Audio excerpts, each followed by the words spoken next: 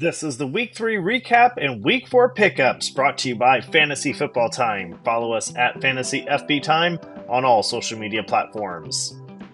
Alright, we have a lot of overperformers this week. Actually, I think we have 3 pages worth, so bear with me.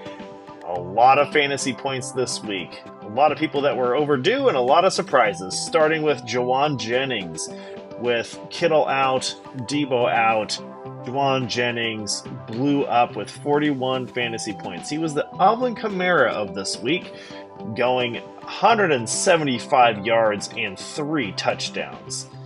Josh Allen also does Josh Allen things, 35 fantasy points with 4 touchdowns. Dak Prescott, in a losing effort, still got 32 fantasy points with 3 touchdowns overall and nearly 400 yards. Saquon Barkley does it again, 31 fantasy points, 2 touchdowns, and a 2-point conversion. Kyren Williams on the board finally, especially against San Francisco. It did not look good, but they made a comeback, and Kyren was able to get 30 fantasy points, over 100 yards, and 3 touchdowns. Jayden Daniels on the big night on Monday Night Football, 3 touchdowns as well, almost 300 yards. Derrick Henry finally, 30 points, 151 yards, 2 scores. That's what we wanted to see with him on the Ravens. Brock Purdy with a little bit of an injury, but looking like he's going to play this week. 29 fantasy points, 3 touchdowns, over 300 yards. Great job. Joe Burrow in a tight one. Still got 28 points and over 300 yards and 3 scores. Okay, ladies and gentlemen, surprise of the week. Which is more surprising, Jauan Jennings or Andy Dalton? My goodness, I didn't think we'd be talking Carolina fantasy, but we have someone else as well that we'll be talking about soon. 27 fantasy points, 300 yards, and 3 touchdowns. Are you kidding? Sam Darnold, he's going to be okay. Got a little dinged up as well. 27 fantasy points, 4 touchdowns for Sam Darnold. Jamar Chase, welcome back, Jamar. I know you weren't injured, but haven't seen you on the fantasy boards in a while. Good to see you here with 27 points and 2 touchdowns, 118 yards. Malik Willis in Green Bay. People were worried about the Jordan Love gap here, but Malik did a great job. 26 fantasy points, 2 touchdowns for the day, almost 300 yards. Jonathan Taylor. See, this is what I'm talking about. We're seeing a lot of names we haven't seen finally doing what they need to do. It's almost like they're working through the preseason process in the regular season, so it's great to see Jonathan Taylor rumbling out with 110 and 2 touchdowns. Chuba Hubbard, the other Carolina Panther that you're just scratching your head and going, where you been, buddy? But with Andy Dalton there, I think everyone had very low expectations. Certainly I did as well. Explodes with 25 fantasy points, 200 yards, and a touchdown. Zach Charbonnet filling in for Kenneth Walker, doing amazing. 91 yards and 2 scores.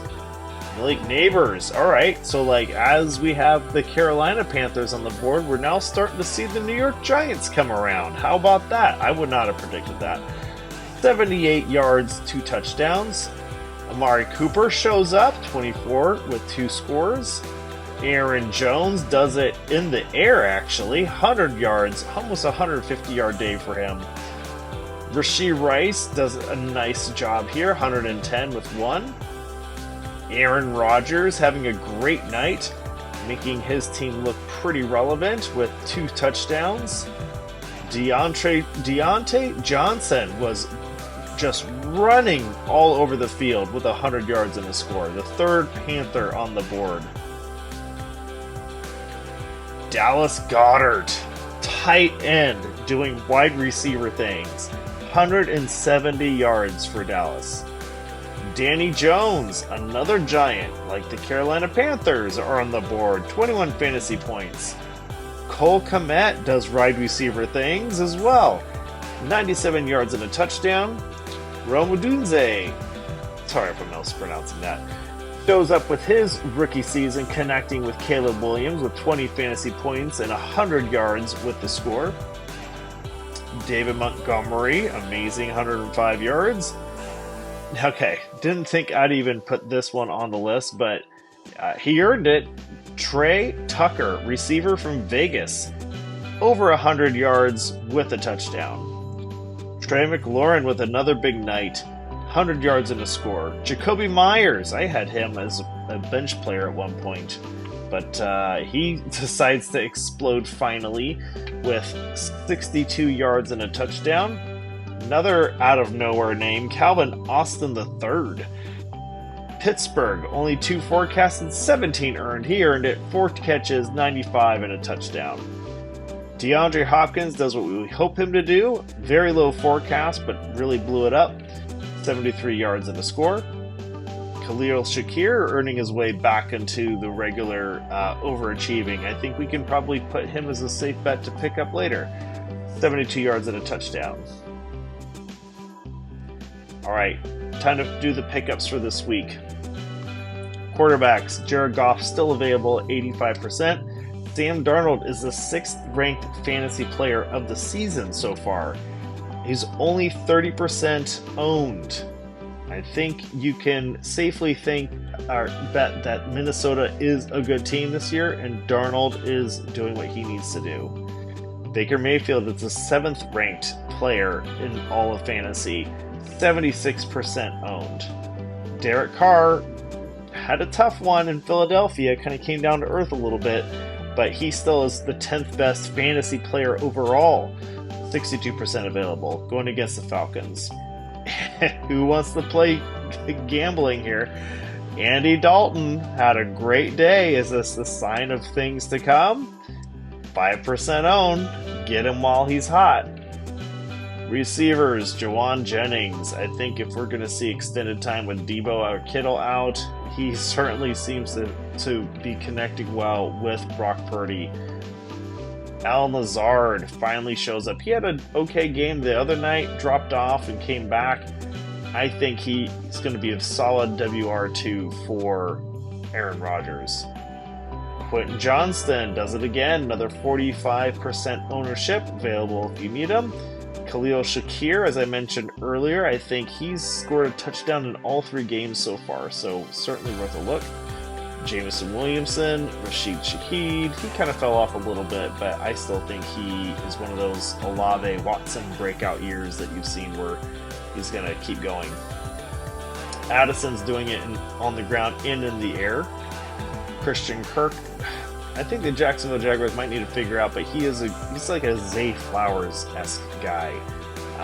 Obviously, he's going to have to put up the numbers, but he is a very good player. Works well with Trevor Lawrence, and it's a long season, so I think he's worth a grab if you see him in your leagues. I would put this on your radar too. I think Naylor, I think that's how you pronounce it, has scored, I think, in each of the 3 games so far, only 11% owned. We'll see if he can continue this pace. And Andre Izovas, I talked about him last week in the Cincinnati matchup. He is doing, I think he is a top, he's an overall WR2, so that means he's in the top 25 of receivers for this year.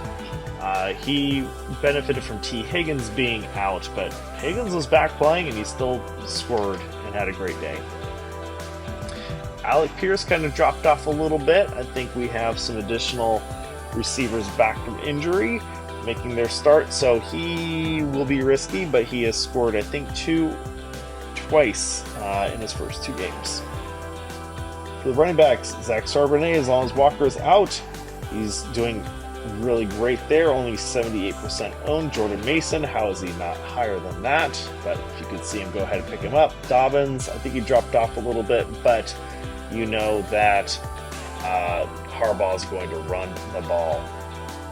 Singletary, I think the Giants, I mean, they had a good game. We'll see if it's real. Maybe you should put him in the gamble category, but he put very respectable numbers up to put him on the upper echelon of pickups. Zach Moss holding his own. Chuba Hubbard, kind of like with Dalton. What do you feel? How do you feeling about that? And Alexander Madison, same thing. Like, is this a fluke or is he here to stay? But he had a great week. Carson Steele, I played him. He only got like 8 points. But I do like running backs that start. He really toughed it out. It was a tough game and got, I think, 80 yards and, rookie first time starting. We know that Pacheco's going to be out a little while. I do think there's a chance that he can have some pretty nice days. As much as Dallas is struggling, I do think that Darnold seems to have quietly taken over Ezekiel Elliott's starting role. So even though they have not really committed to the run, they've been behind, so they've been having to throw a lot. If they can get ahead, I foresee Rico Dowdle being used pretty heavily. The only one I put on here for this week, because the tight ends are kind of a risky play in general. Cole Kmet had a great game. Again, one great game. I have yet to see a tight end sustain 2 great games this season. It's rare that they go back-to-back. Usually it's that Travis Kelce level, the Porter level. We're not even seeing that at this point. So I think if you needed a tight end, play the hot hand. So let's see if we can find one that gets 2 weeks in a row. Okay, that was a lot of talking. Thanks for watching. Follow and subscribe at Fantasy FB Time on all social media platforms. Welcome to week 4. God bless.